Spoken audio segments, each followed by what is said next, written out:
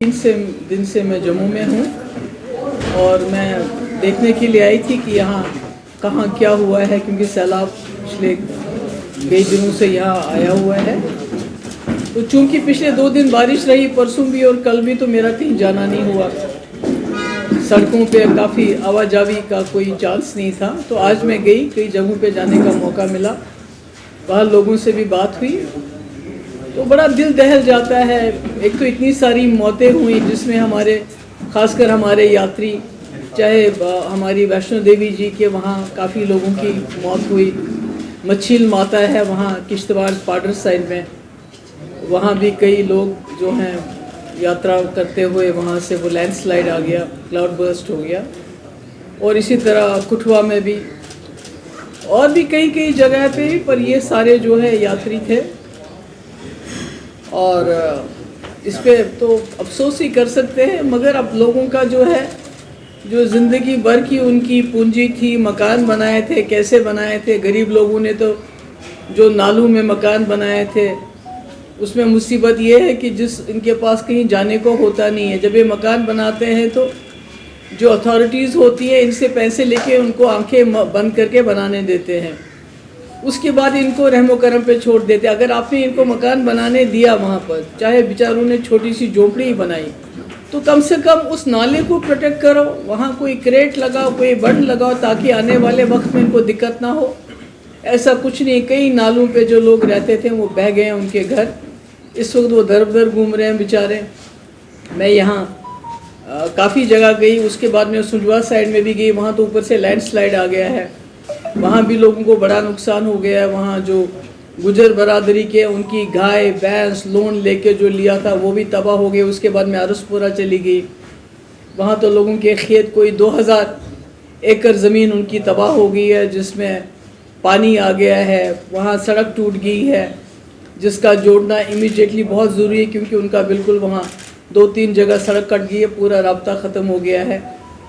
और ऊपर से बैंक जो है वो अपने लोन की, जो लोन लिए हैं फार्मर्स ने, उसके लिए आते हैं। तो ये सारी प्रॉब्लम्स इस वक्त हो रही है। लोगों के घरों में पानी चला गया है, लोगों के पास रहने के लिए जगह नहीं है।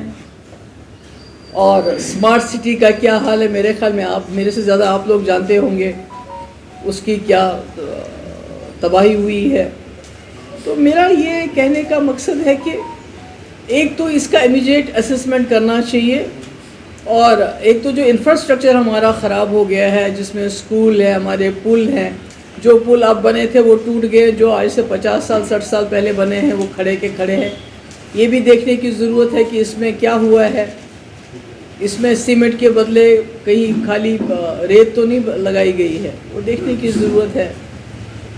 और जब घर में असेसमेंट, क्योंकि हमें एक्सपीरियंस है 2014 जब कश्मीर में फ्लड आए थे, तो मुफ्ती साहब को बड़ा चैलेंज था आते ही, इसी तरह तबाही हुई थी जो आज तबाही यहाँ पर है।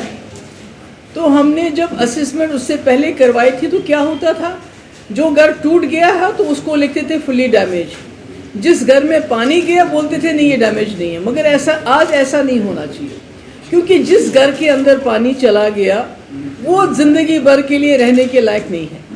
एक बार मकान में पानी चला जाए, मकान में पानी ठहर जाए, तो वो ख़तरनाक हो जाता है उस मालिक मकान को, उसको तोड़ के नया बनाना है। इसलिए मेरी सरकार से गुजारिश है, जब आप असेसमेंट करें तो ये फुल्ली और पार्शली डैमेज ना करें। फुल्ली डैमेज जिनके मकान खड़े भी हैं, दीवारें खड़ी हैं या मकान खड़ा है, उनको पूरा मुआवजा मिलना चाहिए। इसी तरह जो नाले हैं, या तो आप गरीब लोगों को कहीं जगह दे दीजिए, दूसरी बसाइए, चाहे वह तवी का नाला है, चाहे दूसरे नाले हैं जहाँ पर ये लोग गरीब लोग रह रहे थे, जिनके मकान बह गए हैं, या तो उनको ऑल्टरनेट ज़मीन दे दीजिए जहाँ वो अपने छोटे छोटे घर बना सके। अगर वो नहीं कर सकते तो फिर इनसे नालों के हम बंड बना लीजिए ताकि उनकी सेफ्टी हो जाए। वो भी नहीं कर रहे हैं आप। अभी हम यहाँ से गए थे इधर खुरखू साइड में, बंद तालाब साइड में, तो वहाँ तो पूरी पहाड़ी नीचे आई है। तो मेरा ये कहने का मकसद है कि ये बीजेपी के एमएलएस के लिए चैलेंज है। उनकी डबल इंजन की सरकार इस तरह है, दिल्ली में भी उनकी सरकार है, यहाँ वो सारे जितने भी एरियाज़ हैं उनके एमएलएस वो हैं। यहाँ की गवर्नमेंट के लिए भी जो बनी है यूटी गवर्नमेंट, उनके लिए भी चैलेंज है कि वो दिल्ली की सरकार को इस चीज़ के लिए आमादा करे कि जिस तरह 2014-2015 में जब मुफ्ती साहब की सरकार थी, जो रिकन्स्ट्रक्शन का प्रोग्राम हमने किया था, एशियन डेवलपमेंट बैंक से भी लोन लिया था, मरकज़ ने भी मदद की थी, तो हमने जिनके घर टूटे थे, बर्बाद हुए थे, वो बसाए। जो ट्रेडर्स थे उनको हमने जो है लोन सबवर्शन, इंटरेस्ट सबवर्शन का प्लान दिया था।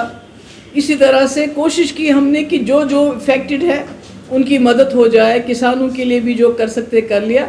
आज भी मुझे लगता है उसी तर्ज के पैकेज की ज़रूरत है, गवर्नमेंट ऑफ इंडिया को देना चाहिए और खुल के देना चाहिए, ताकि जो चिनाब वैली है वो तबाही में है, पीर पंचाल तबाही में, और जम्मू की तो उससे भी ज़्यादा। कोई इंसान फैसला नहीं कर पाता है कि लैंडस्लाइड से ज़्यादा तबाही हुई है, पानी से ज़्यादा तबाही हुई है जो दरियाओं का है, या क्लाउड बर्स्ट से। सब बर्बादी हो गई है इस वक्त। तो मुझे लगता है ये नया जम्मू प्रोविंस बनाना है।